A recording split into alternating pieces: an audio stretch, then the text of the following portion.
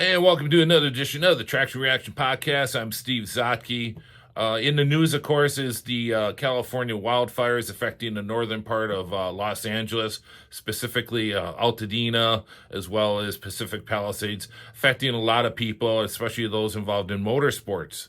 One house I know and knew is a house that was formerly owned by 1957 500 Indy 500 winner Sam Hanks. The California driver excelled in midget racing, especially after World War II.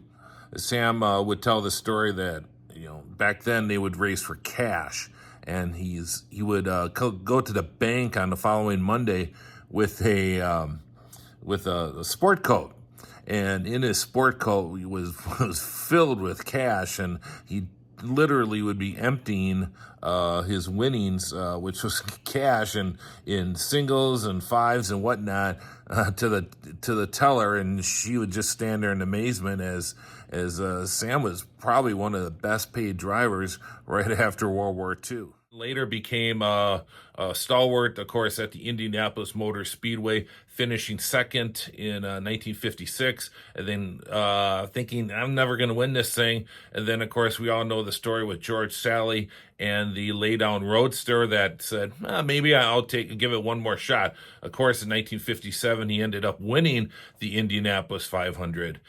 Sam then shortly retired in victory lane from IndyCar racing, not from racing entirely, as he did have a contract with Mercury to drive USAC stock cars, which he did throughout the end of the year, and then later ended up working for the Indianapolis Motor Speedway. Sam was one of the great man's man. Not only was he a talented race car driver, but a pilot. He knew a lot of people in aviation. He had a pilot's license, and had one of the most beautiful racing wives of all time, and just a sweetheart. And that, of course, is Alice Hanks. They met at the old Wright-Patterson Air Force Base at the end of World War II, and Alice was barely out of high school, I guess.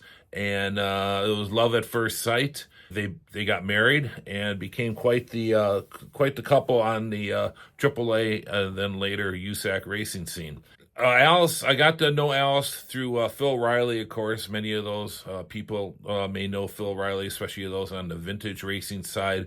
Phil had a restoration shop up in the Bay Area, and through Phil, I got to know Alice a little bit, and also a mutual friend of ours who ended up buying the 1957 Mercury pace car, which was given to the winner of the race, and that occurred, of course, in 1957. That beautiful, huge 1957 Mercury.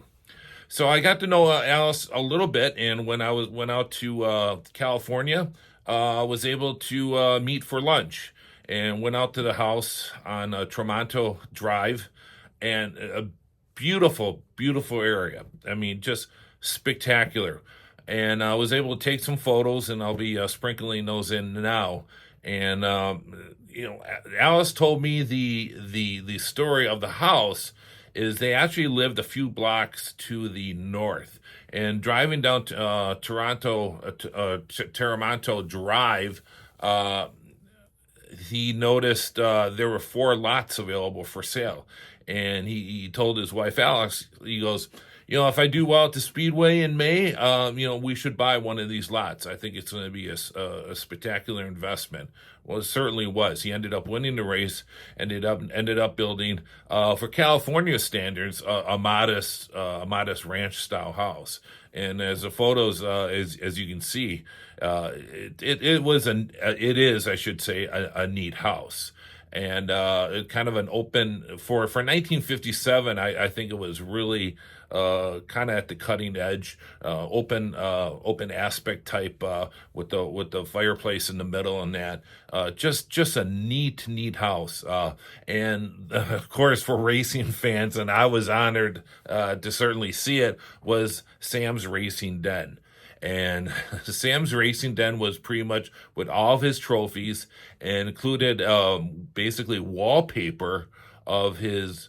They were custom made wallpaper from photos of cars that he drove. And apparently somebody locally had made that. And so the upper, if you can see with the photos here, it was kind of made into a wallpaper type thing. Just a really, really neat, cool, classic 1970s den, including with the your eye came right to the winning car, of course, of that Sam drove to win the race of '57, and later can be viewed on a couple of YouTube videos of Sam being interviewed in that very den. Sam, of course, one of the concerns as you get older is what's going to happen to everything. And I remember having a conversation with Phil. I said, I came to the house and Sam has a toolbox that dates back to when he drove midgets, and it's got all these AAA badges and whatnot and these vintage tools. And I said I really don't want to see a guy kind of coming in saying, hey, you got anything, and buying it and kind of ripping her off. So but he had talked to Else, and those items were going to be donated.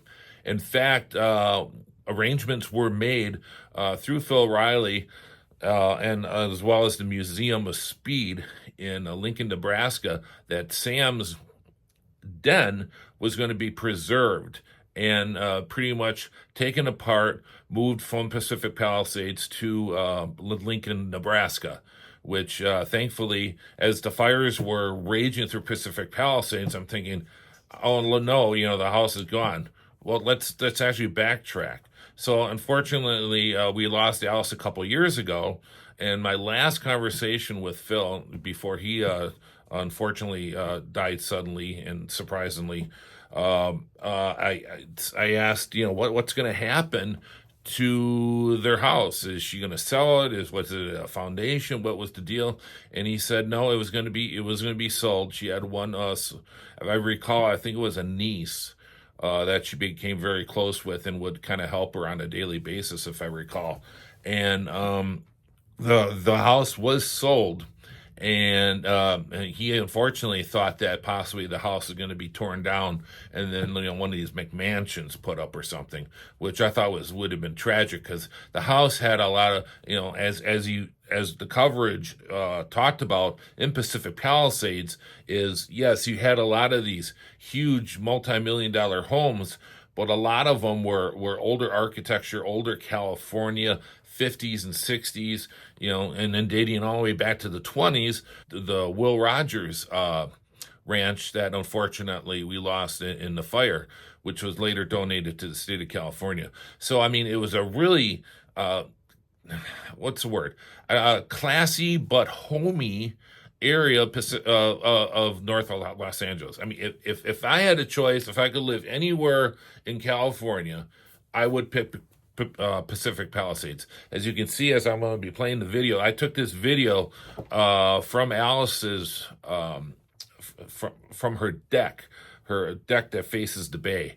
And it's in fact either, I don't remember, it's just prior or just after this. It's not unusual for helicopters to be flying around the Bay Area, and you're so high up on this bluff that the helicopters actually fly below you. It's really strange.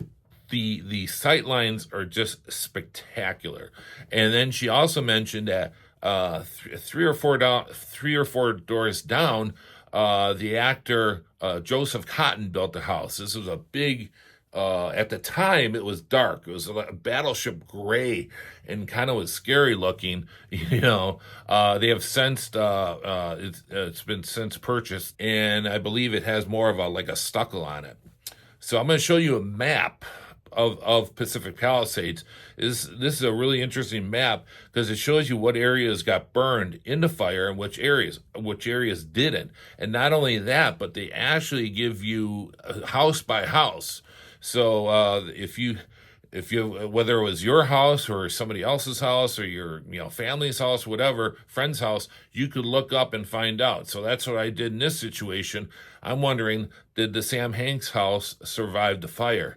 And sure enough, it was very lucky. It received some damage, as you can see indicated here by the map, which if I recall, it goes black is destroyed, red is damaged, and I think yellow was slightly damaged. And if you actually click on it, it shows you the photo of the house and what damage there is. As you can see here, there's some damage to the eaves.